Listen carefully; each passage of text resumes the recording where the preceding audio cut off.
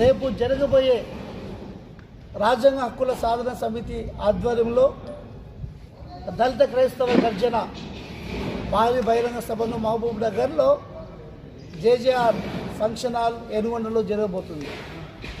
ఈ యొక్క సభకు ముఖ్య అతిథులుగా ప్రియతమ నాయకులు పద్మశ్రీ మందకృష్ణ మాదిగ గారు మరియు పార్లమెంటు సభ్యులు మల్లు రవి గారు, అదేవిధంగా AICC secretary S A Sampath Kumar గారు, రాష్ట్ర సిపిఐ కార్యదర్శి జాన్ వెస్లీ గారు, అదేవిధంగా మాజీ ఎమ్మెల్యే అబ్రహాం గారు ఈ సభకు వస్తున్నారు. మరియు పెద్దలు గౌరవనీయులు ఆర్ఎస్ ప్రవీణ్ కుమార్ గారు, అదేవిధంగా కేవీపీఎస్ రాష్ట్ర అధ్యక్షులు కైలాస్ గారు కూడా మా మధ్యలోకి రాబోతున్నారు. కాబట్టి మేధావులు, విద్యావంతులు ఈ సభకు వచ్చి మనకు అనేకమైన సమాచారాన్ని అందిస్తున్నారు. కనుక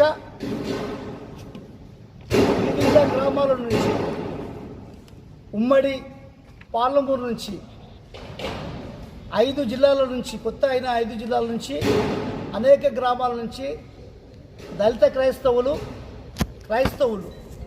పెద్ద ఎత్తున తరలి వస్తున్నారు. దీనికి ఆయా జిల్లాలో, ఆయా మండలాల్లో, ఆయా సంఘాల్లో దైవ సేవకులు, పాస్టరు, సంఘ పెద్దలు ప్రోత్సహిస్తున్నారు. ఈ ప్రోత్సహించడం వల్ల పెద్ద ఎత్తున మేము అనుకునేది 3000 జనాలు వస్తే చాలా అనుకున్నాం. కానీ ఈరోజు ప్రతి గ్రామం నుంచి 100కు పైగా జనాలు కదిలి వస్తున్నారు. ఎందుకు అంటే దళిత క్రైస్తవుల పైన, చర్చిల పైన, దైవ సేవకుల పైన దాడులు చేస్తున్నారు. దీనిపైన మాట్లాడే సభను ఒకటి క్రియేట్ చేసినాం. కాబట్టి మన గొంతుకగా మాట్లాడుతున్న ప్రతి ఒక్కరికి మద్దతుగా ఇవ్వడానికి వివిధ గ్రామాల నుంచి పెద్ద సంఖ్యలో క్రైస్తవులు రాబోతున్నారు. కాబట్టి ఎవరైనా సరే క్రైస్తవులకు వ్యతిరేకంగా పాస్టర్స్ మీద దాడి చేసే వ్యక్తులను మేము వాళ్ళకు చెప్తున్నాం, దయచేసి అది మానుకోండి. అంత మాత్రమే కాదు, గవర్నమెంట్ కూడా మా పైన వివక్ష చూపిస్తుంది. ఈ వివక్షను మా సర్టిఫికేట్ల మీద, మా పిల్లల మీద, మా ఉద్యోగస్తుల మీద వివక్ష చూపిస్తున్నారు. ఈ అకాడమిక్ ఇయర్లో జరగవలసిన నష్టం చాలా జరుగుతుంది. దళిత క్రైస్తవులుగా ఉన్నవారికి ఎస్సీ సర్టిఫికేట్ విషయంలో, అదేవిధంగా వారి భవిష్యత్తు నాశనం కావడానికి ఈ యొక్క ఎంఆర్ఓలు పనిచేస్తున్నారు. కాబట్టి రేపు జరగబోయే సభ అధికారులకు, ప్రభుత్వాలకు ఒక సూచన ఇవ్వబోతున్నాం. కాబట్టి ఈ యొక్క దళిత క్రైస్తవులు ఎవరైతే ఉన్నారో వాళ్ళ వివక్ష ఉంటుంది.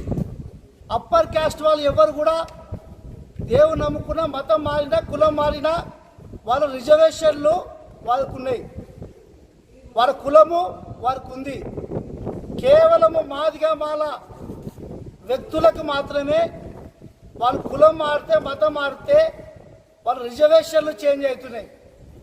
15% ఉండవలసిన మేము 1% తీసుకొచ్చి పెడుతున్నారు. ఇది ఎక్కడ అన్యాయం అండి? ఇది ఎక్కడ అన్యాయం? ఈ అన్యాయాన్ని ప్రశ్నించడానికే రేపు ఈ సభను ఏర్పాటు చేసినాం. కాబట్టి ఎవరైతే వస్తున్నారో చాలా జాగ్రత్తగా, ఎక్కడ ఇబ్బంది కలిగినా, ఎక్కడ ఎవరి డిపార్ట్మెంట్ కానీ లేకపోతే ఇతరులు కానీ ఎవరు ఇబ్బంది పెట్టినా మాకు వెంటనే ఫోన్ చేయాలి. మేము రెస్పాండ్ అవుతాం. ఇక్కడ ఉన్నటువంటి అధికారులతో మాట్లాడతాం. ఇక్కడ కూడా మీకు ఇబ్బంది కలగకుండా క్షేమంగా మా మధ్యలోకి రావాలి, క్షేమంగా పోయే విధంగా మేము ఏర్పాటు చేస్తున్నాం. దయచేసి పత్రికా మిత్రులు కూడా మేము విజ్ఞప్తి చేస్తున్నాం, రేపు జరగబోయే సభకు ప్రతి ఒక్క మిత్రులు, ప్రింట్ మీడియా, ఎలక్ట్రానిక్ మీడియా, మిగతా వాళ్ళందరూ కూడా వారికి ఆహ్వానం అందిస్తున్నాం.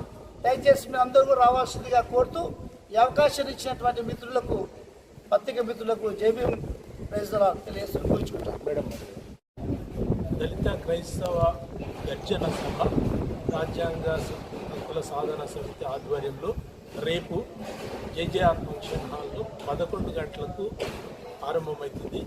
మహబూబ్ నగర్ ఉమ్మడి జిల్లాల నుంచి పెద్ద ఎత్తున క్రైస్తవులందరూ కూడా తరలి రావాలని ఆహ్వానిస్తున్నాం. ఇప్పటికీ అన్ని సంఘాలు కూడా తమ ఉన్నటువంటి సంఘాలలో ఉన్న విశ్వాసులను, క్రైస్తవులను ప్రోత్సహించారు. అందరూ కూడా పెద్ద ఎత్తున లేచి ఈ యొక్క సభకు తరలి రావాల్సిందిగా ప్రత్యేకంగా ఆహ్వానిస్తున్నాం. ఈ సభ మూలంగా మనము ప్రభుత్వాన్ని, కేంద్ర రాష్ట్ర ప్రభుత్వాలను కోరుతున్నది ఏంటంటే, భారతదేశంలో అందరికీ ఇచ్చిన ప్రాథమిక హక్కుల్లో మత స్వేచ్ఛ అనేది అందరికీ సమానంగా ఇవ్వాలనేటటువంటి ఒక డిమాండ్ తోటి, రెండవది అన్ని వర్గాలకు కూడా ఉన్నటువంటి హక్కులలో దళిత క్రైస్తవులకున్న హక్కులు హరించిపోతున్నాయి. వీటిని తొలగించే ప్రయత్నం చాలా జరుగుతుంది. కాబట్టి హిందువుల్లోంచి, పెద్ద పెద్ద అగ్రవర్ణాల్లోంచి క్రైస్తవులుగా మారినటువంటి వారికి వారి యొక్క కులాలను తీసేయలేదు, కానీ కేవలం దళితులకు మాత్రమే వాళ్ళకు ఉన్నటువంటి దళిత స్టేటస్ను తొలగించే ప్రయత్నం చాలా భారీ ఎత్తున జరుగుతుంది. కాబట్టి మేము కేంద్ర రాష్ట్ర ప్రభుత్వాలను కోరుతున్నది ఏంటంటే, దళితులకు వాళ్ళు క్రైస్తవ్యంలోనికి వచ్చినంత మాత్రాన వాళ్ళకు ఉన్నటువంటి దళిత హక్కులను తొలగించొద్దని ఈ యొక్క 1957 ప్రెసిడెన్షియల్ ఆర్డర్ వారు వెంటనే ఉపసంహరించుకొని, మరి ఈ మధ్యలో వచ్చినటువంటి సుప్రీంకోర్టు తీర్పును కూడా పునఃపరిశీలించుకొని మరొకసారి దళిత క్రైస్తవులకు ఉన్నటువంటి భారతదేశంలో ఉన్న అట్టడుగు స్థాయిని వారు జ్ఞాపకం చేసుకొని వారి యొక్క హక్కును పునరుద్ధరించాల్సిందిగా మేము పత్రికాముఖంగా మేము కోరుకుంటున్నాం. ప్రజలందరూ కూడా మరి దేవుని యొక్క నామంలో, యేసుక్రీస్తు నామంలో వచ్చిన వారుగానే ఉంటున్నారు. వారికి ఉన్నటువంటి బుద్ధి రీతిగా, కుల రీతిగా వాళ్ళు అలాగే ఉన్నారు. కేవలం దళిత క్రైస్తవులు మాత్రమే వారిని బీసీసీగా మారాలని, వారు దళితులు కారనేటటువంటి స్టేట్మెంట్స్ తోటి మరి ఈ యొక్క కుట్ర జరుగుతుంది. కాబట్టి దయచేసి భారత ప్రభుత్వము న్యాయస్థానాలు చక్కగా పరిశీలించి మరి ఈ సభాముఖంగా చేయబోయేటటువంటి క్రైస్తవ గర్జనలో ప్రజలందరి యొక్క వాయిస్ విని వారి యొక్క స్టేట్మెంట్ను వారు పరిశీలించుకొని ఉపసంహరించుకోవాల్సిందిగా ప్రత్యేకంగా మనం చేస్తూ ముగిస్తుంటున్నాను. Thank you so much. నా పేరు ఎన్ఐ మేరం, రిటైర్డ్ ఎంబీఓటీ. మాది స్వస్థలం ఐజా, గద్వాల్ జిల్లా. అయితే ఈరోజు ఇక్కడ ఏర్పాటు చేసిన మీడియా సమావేశం చేసిన ఎలక్ట్రానిక్ మీడియా, ప్రింట్ మీడియా సోదరులందరికీ కూడా నమస్తే. నాతో పాటు ఇక్కడ ప్రెస్ మీట్లో పాల్గొంటున్న సోదరులందరికీ కూడా నా యొక్క నమస్కారాలు.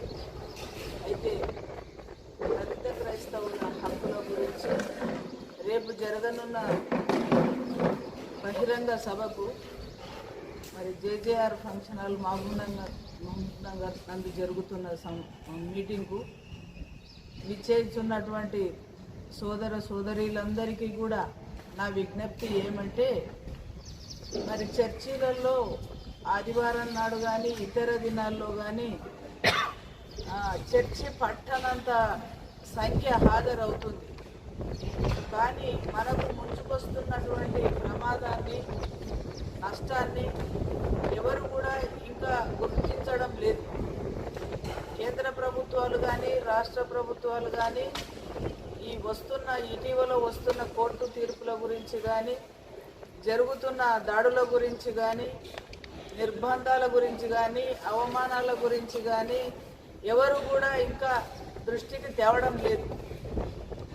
కారణం ఏమంటే ఇంకా బలహీనులుగానే ఉండి ఏ రకంగా ప్రభుత్వాల ద్వారా కానీ మరి అధికారుల ద్వారా కానీ నష్టం జరుగుతుందో అన్న భయంలో ఉన్నారు.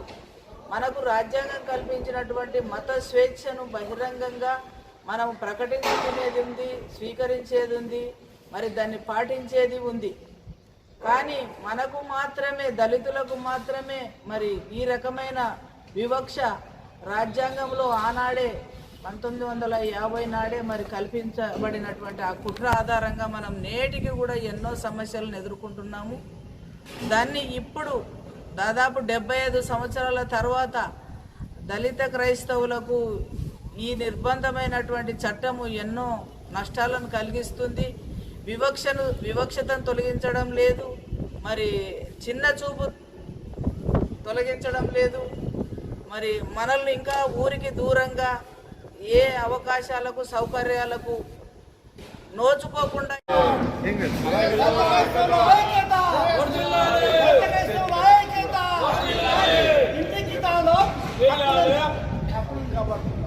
ఇంటికి